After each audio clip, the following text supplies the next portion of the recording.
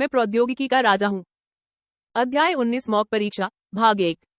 सुबह के शुरुआती घंटों 4 बजे में शूरवीरों के एक बड़े समूह को 3 की पंक्तियों में निचले क्षेत्रों की ओर जाते देखा जा सकता था। उन्हें देखकर लैंडन को विश्वास नहीं हो रहा था कि उनमें कितना सुधार हुआ है। उनकी मांसपेशियां उभरी हुई थी और उनके पिछले प्रदर्शन की तुलना में उनमें कहीं अधिक अनुशासन और ताकत थी।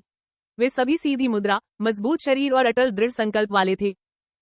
छोटा मोमो ही एकमात्र ऐसा व्यक्ति था जिसका शरीर उतना मजबूत नहीं था। आखिरकार वह अभी भी एक बच्चा था। बहरहाल उनमें अन्य सभी गुण कूट कूट कर भरे हुए थे, इसलिए एक सैनिक के रूप में उनमें कोई खास कमी नहीं थी।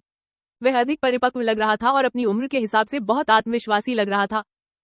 जैसे जैसे समूह आगे बढ़ा, उनके कदम इतने हल्के थे कि कोई भी सोच सकता था कि वे शूरवीर नहीं, हत्यारे हैं।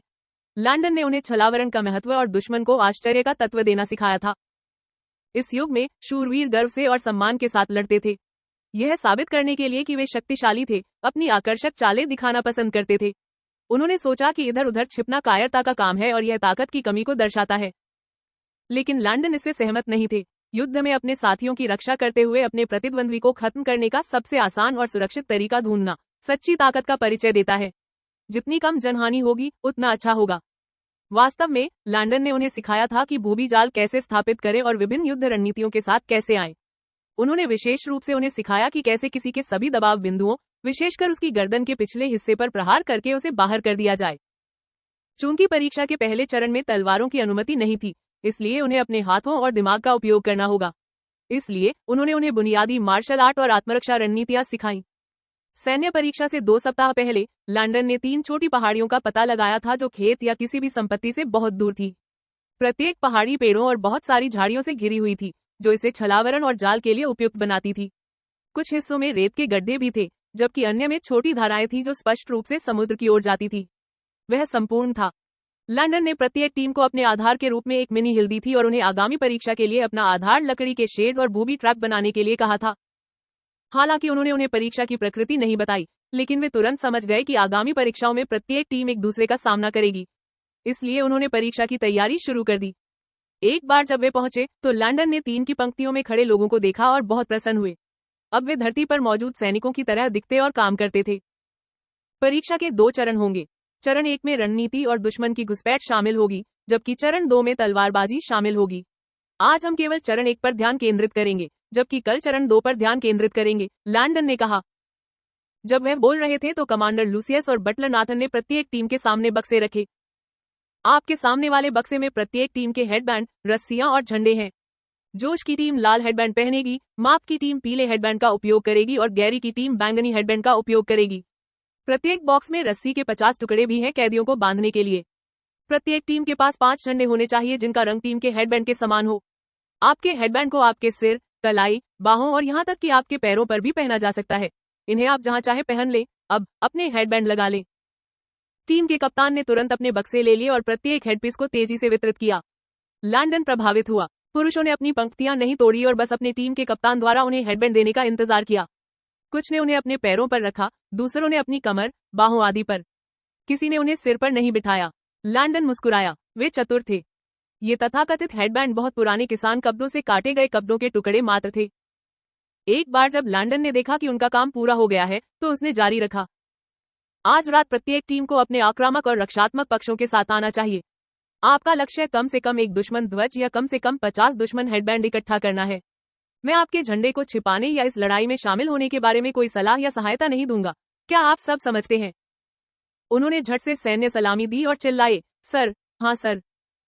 अच्छा, लड़ाई के दौरान कमांडर लूसियस और मैं छाया से आप सभी का निरीक्षण करने के लिए प्रत्येक शिविर के बीच घूमेंगे और परीक्षा के अंत में सभी को ग्रेड दिया जाएगा, लैनोन ने उत्तर दिया। एक बार जब उन्होंने लैंडन की बात सुनी तो वे खुद को साबित करने के लिए और अधिक दृढ़ संकल्प से भर गए। यहाँ युद्ध के नियम हैं। तलवार या ब्लेड जैसे हथियारों का उपयोग निषिद्ध है। केवल मार्शल आर्ट या आत्मरक्षा रणनीति का उपयोग अपने दुश्मनों को निरस्त करने के लिए किया जा सकता है। अंत में अपने दुश्मनों को मार गिराने की भी अनुमति नहीं है। उन सभी ने ध्यान से सुना क्योंकि वे कोई भी प्रमुख विवरण छोड़ना नहीं चाहते थे। जो लोग अपने हेडबैंड को ढीला कर देते हैं उन्हें मृत माना जाएगा। यदि आपको पकड़ लिया जाता है और आपका हेडबैंड आपसे छीन लिया जाता है तो आपको मृत माना जाएगा। यदि आप दुर्घटनावश अपना हेडबैंड खो देते हैं तो आपको भी मृत माना जाएगा। एक बार मर जाने के बाद आप मृत घोषित होने के बाद अपनी टीम की सहायता नहीं कर सकते और न ही आपको लड़ाई जारी रखनी चाहिए। उसने उनकी ओर देखा और एक ठंडी आभा छोड़ी जिससे उनकी रीढ़ें कांप उठी। जो कोई भी इन नियमों की अवहेलना करेगा उसे परीक्षा के अंत में 1 महीने की कड़ी सजा मिलेगी। आपको कुछ समय के लिए एक सैनिक के रूप में भी रैंक नहीं किया जाएगा, इसलिए आदेशों की अवहेलना न करें। आखिरकार मृत पुरुष कोई कहानियां नहीं सुनाते और उन्हें किसी भी तरह से युद्ध को प्रभावित नहीं करना चाहिए। हर किसी को ऐसा लगा जैसे उन्हें दिए गए हेडबैंड की कीमत सोने के पहाड़ के बराबर है। उन्होंने गुप्त रूप से खुद से पूछा कि क्या जिस स्थान पर उन्होंने हेडबैंड लगाए थे वह पर्याप्त सुरक्षित था और उनके दुश्मनों से अच्छी तरह छिपा हुआ था। एक और बात, परीक्षा की अवधि 2 घंटे है। एक बार समय समाप्त होने के बाद भले ही आप परीक्षा में सफल नहीं हुए हो, आप सभी को तुरंत यहाँ वापस इकट्ठा होना है। ऐसा करने में विफलता के परिणाम भी होंगे। 1 हफ्ते में सभी सैनिकों को सजा, चाहे आप किसी भी टीम के हो। वे चौंक गए। तो क्या अगर दूसरी टीम में से कोई देर करेगा तो उसे भी सजा मिलेगी? दरअसल लैंडन ने अपने शूरवीरों के साथ टीम वर्क सुनिश्चित करने के लिए ऐसा किया। वह चाहता था कि वे सभी अपने भाई या यूं कहें कि रखवाले बने। शुभकामनाएं दोस्तों, आपकी परीक्षा अब शुरू हो रही है, लैंडन ने कहा। मैं प्रौद्योगिकी का राजा हूं। अध्याय 20 मॉक परीक्षा भाग 2। जोश का शिविर। जोश ने अपने आदमियों को देखा जिन्हें उसने सफलतापूर्वक 5 के समूहों में विभाजित किया था। पहले समूह में 12 आदमी थे, दूसरे में 36 आदमी थे, तीसरे में 20 आदमी थे, चौथे में 16 आदमी थे और 5वें में 15 आदमी थे। समूह एक लगातार बेस की परिधि की निगरानी करेगा। प्रत्येक चौकी पर कम से कम 3 लोग तैनात होने चाहिए। यदि कोई दुश्मन आता है तो एक व्यक्ति को हमें सचेत करने के लिए पीछे भागना चाहिए, दूसरे को छाया से चुपचाप उनका पीछा करना चाहिए और आखिरी को चाहिए चेक पॉइंट पर हमेशा सावधान रहें अगर अन्य दुश्मन फिर से आ जाए। याद रखें, जब तक आवश्यक न हो उन पर हमला न करें, बस चुपचाप देखते रहें। क्या आप समझते हैं? हाँ कप्तान, उन्होंने तेजी से उत्तर दिया। जब वे जाल बना रहे थे तो उन्होंने छिपे हुए अड्डे भी बनाए और उन्हें मिट्टी, पत्तियों, घास और लकड़ियों से ढक दिया ताकि वे बिना देखे अपने दुश्मनों की जासूसी कर सकें। समूह 2 हमारे दुश्मन शिविरों में घुसपैठ करने पर ध्यान केंद्रित करेगा।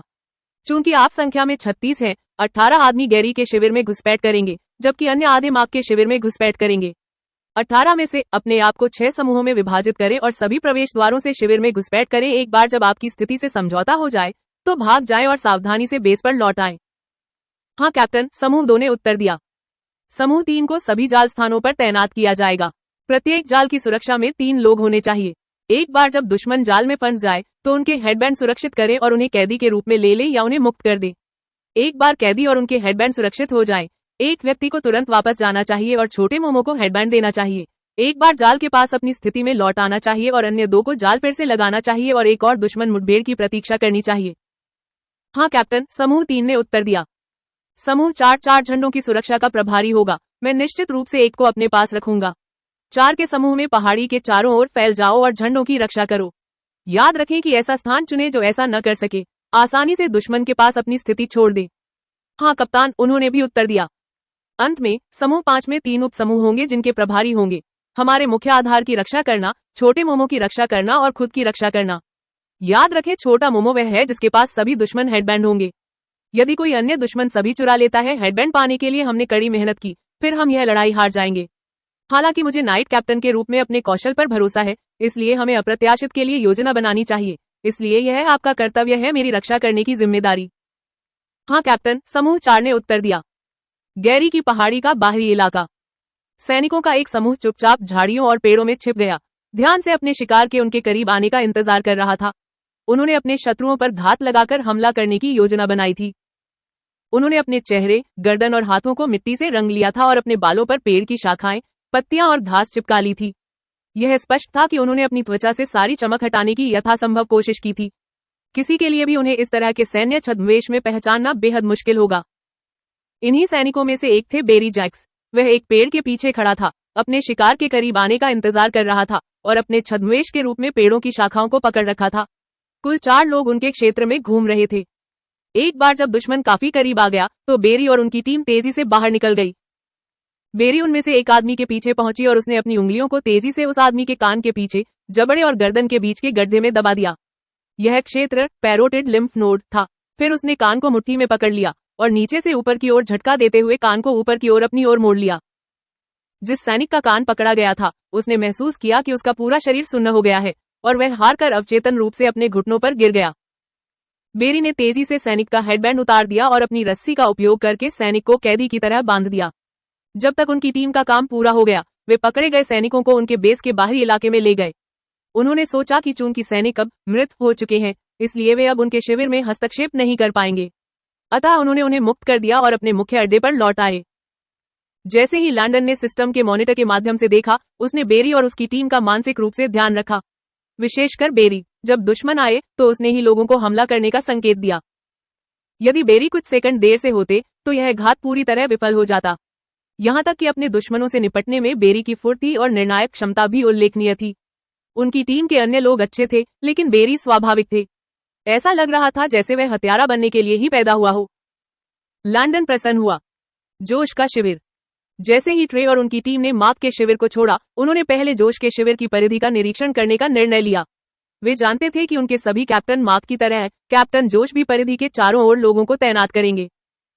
टीम ने पेड़ों को ध्यान से देखा, लेकिन उन पर किसी को नहीं देखा, इसलिए उन्होंने जोश के लोगों द्वारा पेड़ की झोपड़ियों का उपयोग करने की संभावना से इनकार कर दिया, जैसा वे करते थे। अपने शिविर में मार्क ने पेड़ों के ऊपर मिट्टी, घास और पत्तियों से छलावरण वाली झोपड़ियां बनाई थी। जैसे ही वे जोश के क्षेत्र में जाने वाले थे, टेरी ने सूखी घास, पत्तियों और टहनियों का ढेर देखा जो संदिग्ध लग रहा था। टेरी ने इस पर ध्यान देने का एकमात्र कारण यह था कि घास आसपास की घास की तुलना में गलत दिशा में बढ़ रही थी। आप लोग वहां उस ढेर के बारे में क्या सोचते हैं? टेरी ने पूछा। यह मुझे सामान्य लगता है। क्या आपको लगता है कि इसमें कुछ अजीब है? उनके एक साथी ने पूछा। मुझे लगता है कि उनके शूरवीर वहां छिपे हुए हैं, टेरी ने सिर हिलाते हुए जवाब दिया। अन्य तीन हैरान थे। ढेर वास्तव में छोटा है, उसके नीचे कोई कैसे हो सकता है? केवल एक बच्चा ही वहां फिट हो सकता है, ठीक है। टेरी को यकीन नहीं था कि उसका अनुमान सही था, लेकिन दोबारा जांच करने से कोई नुकसान नहीं होगा। मैं अनुमान लगा रहा हूं कि उन्होंने वहां गड्ढे खोदे, उनमें कूद गए और दुश्मनों का इंतजार करते हुए घास और पत्तियां अपने सिर पर रख ली। एक बार जब दुश्मन चौकी से गुजर गए तो वे उन छेदों से बाहर निकल जाएंगे और रिपोर्ट करेंगे, उन्होंने कैप्टन जोश को देखा। मेरे पास एक योजना है।